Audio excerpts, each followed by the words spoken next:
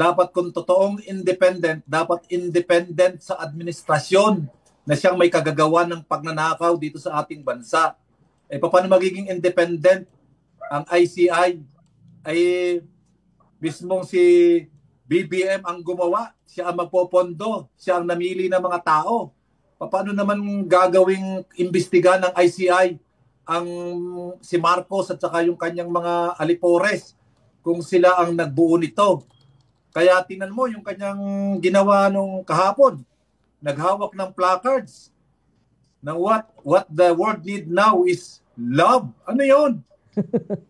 Masamang mensahe yun na para bang magpapatawaran na lang. At walang gigil yung chairman ng ICI doon sa bilyon-bilyong ninakaw sa flood control project. Hindi man lang siya nangilabot doon sa mga bilang na namatay sa Cebu at mga nasirang ari-arian doon dahil sa kapalpakan ng flood control project dahil ninakaw ang majority ng mga pondo.